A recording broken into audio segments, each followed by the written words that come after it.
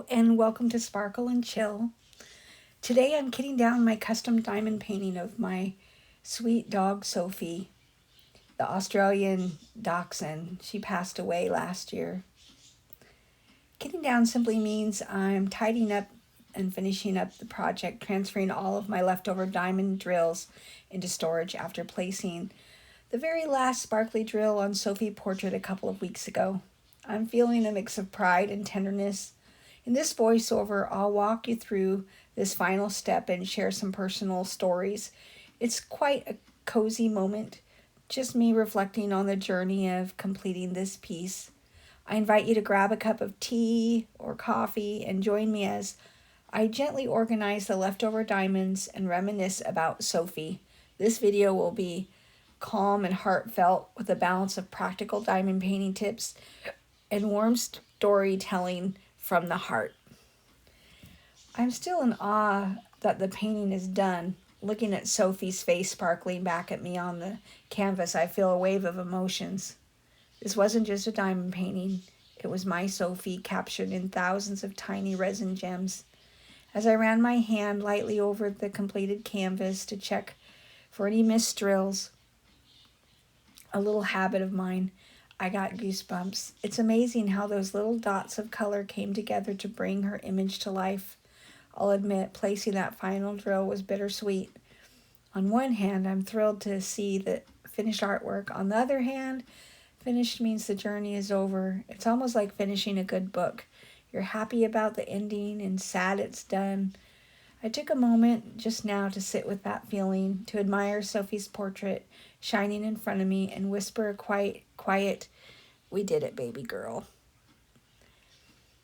Now it's time to get down and get these leftover drills sorted on my desk. I have my big diamond dot storage suitcase, the XL case that holds 420 little bottles. It's basically a mini suitcase filled with rows upon rows of tiny jars all nestled in foam. It might sound like overkill, but I love this case because I can keep all my spare diamonds in one place. For Sophie's kit, I actually only need 21 of the 420 bottles, since this custom painting had 21 colors in total. That means there are a lot of empty bottles left, but that's okay. Plenty of room for future projects. I've got the case opened up, and it almost looks a little overwhelming, all those empty bottles with those potential diamonds to store. Before I begin transferring the drills, I make sure I have my labels and my funnel handy. Little tip, using a small funnel or even a folded piece of paper can help guide the drills into the bottles without spilling. I also grab the legend sheet from the kit, which lists the color code, so I can label the bottles properly. Organization is key here. It will make my life easier when I go searching for a particular color later on. All right, I'm starting with the first colors. For my fellow diamond painters, if you're curious, I pour the leftover drills from the kit's little plastic bag into one of these storage bottles. There's a satisfying tapping sound as the drills slide in. I give the bottle a gentle shake and then twist on the cap. One color done. I place the label on the lid. Noting the color label as I do this, I can't help but smile. Each color went into making every part of Sophie's body on the canvas, forming her little nose, her floppy ears, and her floppy ear and her antenna ear, and the shadow under her chin. These leftover drills are like tiny mementos of each section I completed. Kitting down is a surprising therapeutic process. It gives me a chance to reflect on the work I've done, and it brings a nice sense of closure to the project. If you've ever feel a bit down after finish a diamond painting, post-project blues are real. I find that organizing the leftovers can be calming, satisfying ritual to wrapping things up. Now I'm moving on to a very interesting color from the kit, that medium purple, which was not unusual. As she was laying on a lavender afghan, I was shocked to find purple lilacs intended for Sophie's fur. Sophie was a black and white and tan dog, In my initial reaction when I put purple in her face was, why on earth would I put purple on my dog's face? I even felt a bit of doubt and worried that the final picture might look odd. This was one of the technical challenges of doing a custom diamond painting. Sometimes the rendering includes unexpected colors to create depth and shading. I remember holding up the bag of those purple drills, looking at Sophie's photo reference and wondering if the manufacturer made a mistake. But I decided to trust the process, a mantra every diamond painter learns sooner or later. I went ahead and placed those purple drills in the areas charted mostly around the highlights on her fur and a subtle reflection of light. Now it's finished, I can see why the purple was needed from the normal viewing distance. Those purple tones blend with the blacks and browns and give a rich, realistic depth to her coat. It's a great reminder that sometimes you have to have faith in how the tiny details work together to form the big picture. As I pour the leftover purple drills into their bottles now, I'm chuckling at how concerned I was at first. I'm labeling the jars with the DMC code for the vibrant colors that had me so perplexed. Looking at Sophie's completed canvas beside me, I honestly love how the shading turned out. Those violet hints give a subtle sheen to her fur, almost like capturing the way the sunlight sometimes gave her black for a soft glow and a hint of color. Another challenge was resisting the urge to swap out those colors mid-project. I'll confess, one night early on, I was so unconvinced about the purple that I considered replacing those drills with a white color from my spares. I'm glad I didn't. I've learned that with diamond painting, especially customs, it often looks strange up close or in the early stages. You might have neon green in a person's shadow or a weird orange in the sky, but once all the drills are down, it magically comes together. This project taught me patience and the importance of seeing things through before making judgments. Now, having overcome those doubts, I can truly admire the outcome. Sophie's portrait is better than I imagined, and each unusual color was part of making it shine. While I continue transferring the drills color by color, I find myself gazing at the finished artwork. Sophie's eyes in the portrait came out a little wonky. It's like she's really looking back at me with that loving, slightly mischievous gaze she always had. When I was working on her eyes, it was an emotional moment. Placing those drills to form the sparkle in her eyes made me pause and take a deep breath, because suddenly I felt like she was there. I remember even got a little teary, not from sadness alone, but a kind of warm nostalgia. If you've ever done a diamond painting of someone you love or have lost, you might understand how powerful that can feel. It's one reason I love this craft. Each drill is placed with care and sometimes a lot of emotion. As I'm kitting down the drills that make up the shine in her eyes, a bright white and a light gray, I'm grateful that I found this hobby and grateful that I could create this piece as a tribute to my baby girl. This painting isn't just decor, it's a piece of my heart displayed in sparkles. Working on Sophie's portrait naturally brought back many memories. Let me share a couple with you while I put away these drills. Every evening, Sophie and I had a little routine walk time. The moment I jingle her leash and she'd come prancing over, tail wagging like a crazy dachshund, Australian Shepheard mix she was. Dachshunds can be stubborn dogs, and Sophie was no exception. One of her funniest walking habits was that she was either pulling me down the street or dawdling and making me pull her. If I tried to go right, she wanted to go left. She would plant her little feet firmly and give me a determined look as if to say, "Nope, this is the way today." I often gave in. How could I resist?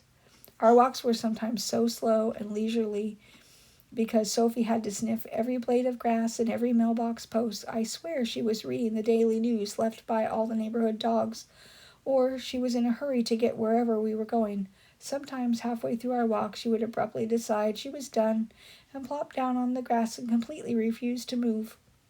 I'd end up carrying her as long as I could, till I had to put her down. as she was so heavy. Remembering her stubborn, sweet moments makes me smile. Speaking of Sophie's cleverness, I have to tell you about the peanut butter trick. This memory always makes me laugh. So Sophie adored peanut butter. I used to put a little peanut butter in her Kong toy to keep her occupied if I had a phone call or needed her to settle down for a bit. Well, Miss Sophie had a smart little dog she was. One day the phone rang and she started barking, so I thought I'd put some peanut butter into her Kong, and it worked. She happily licked the peanut butter out of it, and I was able to have my conversation in peace and quiet. So then the next day I got a call and she brought me the Kong. I was like, oh, good idea. By the third night, it was like whenever my phone rang, especially in the evening when my friends always seemed to call, Sophie would spring into action. She'd trot and grab me her hollow Kong toy, then come running to me with her mouth, her tail wagging, and her eyes full of excitement. Picture the phone rings and here comes Sophie, nudging me with her slobbery Kong, essentially saying, "Phone's ringing, Mom. You know the deal. Peanut butter time." She had me trained so well that I'd automatically get up, go to the kitchen, and fill her toy with a spoonful of peanut butter to keep her happy. While I talked, I didn't realize for a while that she was the one who had trained me. Every time the phone rang, I responded with peanut butter. Sophie must have thought she hit the jackpot with that trick.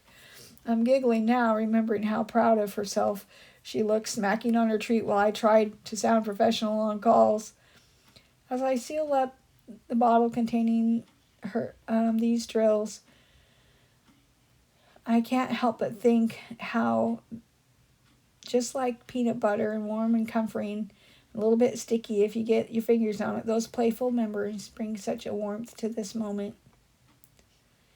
Now I want to share something a bit more personal about why I took up diamond painting in the first place. A few years ago, I was going through cancer. That was really a tough time physically, emotionally, the whole package. I was exhausted and anxious. It was hard to find things that made me feel like myself again. That's when a friend sent me some diamond paintings. I started with the first small kit and found the process of picking up those sparkly drills and placing them one by one to be incredibly soothing. It was almost meditative. During chemotherapy, when everything felt so out of control, this craft gave me a sense of control. I could create something beautiful, one tiny piece at a time. It helped me keep my mind calm and focused on something positive. On the days I felt sick or scared, I would sit for a little while and work on a section. And even if it's just a few drills, it felt like a victory. Over time, diamond painting became a healing outlet for me. It distracted me from the pain caused by and nausea and filled those long waiting hours with color and purpose. I truly believe it played a part in my emotional recovery now that I'm here. I'm healthy with big projects like the Sophie portrait completed. Every sparkle on the canvas is a reminder of how far I've come and the strength found in unexpected places like this hobby. Working on Sophie's diamond painting was therapeutic in another way too. I started this custom kit. I lost Sophie at a time when my heart was still healing from the loss. Just as diamond painting helped me through cancer recovery, it also helped me grieve and heal after saying goodbye to my loyal friend of 14 years. There were days I'd sit down and work on her portrait and find myself tearing up, and I'd let the tears come. Placing each drill gave me time to reflect on happy memories rather than just the sadness. It was like with every sparkle I added, I was stitching together pieces of my heart. And if any of you have ever lost someone, a pet, a family member, you might find some comfort in creating something in their memory. It doesn't have to be diamond painting. It could be anything creative. For me, seeing Sophie's face slowly appear in the canvas was like spending time with her again. It turned my grief into something beautiful and tangible that I can hold on to.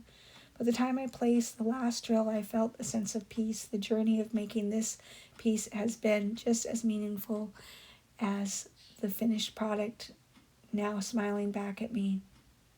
I've transferred almost all the colors now. Just a couple are left. As I pour the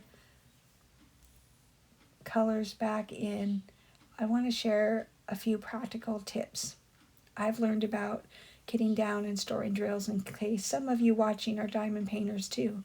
First, I always double check that I've got the right color coded label on the bottle. It's easy to mix them up, especially when colors look similar. Trust me, I've accidentally combined 2 shades of blue before.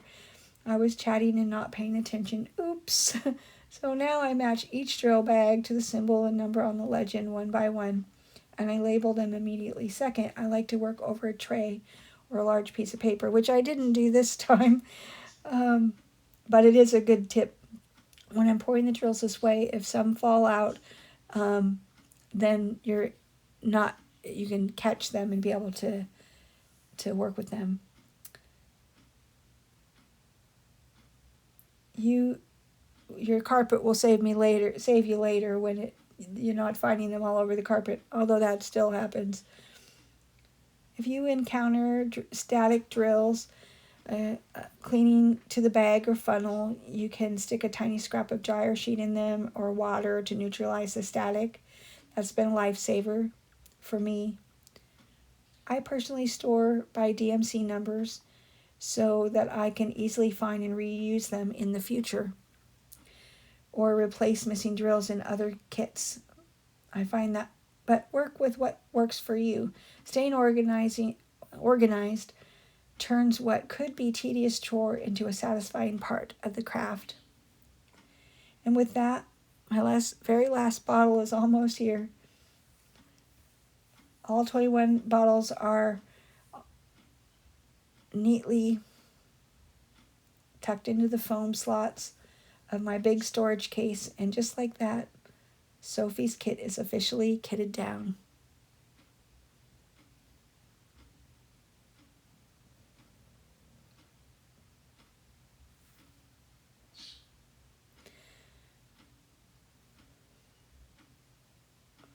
I have to say there's a lovely sense of accomplishment and closure in this moment. Actually, we're getting to that one now. This is the very last bottle, and I just got the sticker on there, dumping the last ones in. Sophie's kit is officially kitted down and complete. I have to say, there's a lovely sense of accomplishment and closure in this moment. I'm going to miss working on this project. It's been part of my daily routine for a while. But I'm also excited to display the final finished artwork. I plan to frame Sophie's portrait and hang it in my living room, where I can see her smiling face every day and remember all of the joy she brought into my life. This whole experience has been both practical and profound. Practical in the sense that I've honed my crafting and organizational skills, and profound that it allowed me to reconnect with memories and heal a bit more. Thank you for so much for joining me in this quiet, reflective journey. I hope you found the tips helpful and the stories enjoyable. If you're working on your own project, especially one close to your heart, I'm sending you encouragement to keep going and to cherish every moment of it. Until next time, take care and keep creating. Thank you for watching. Please like and subscribe.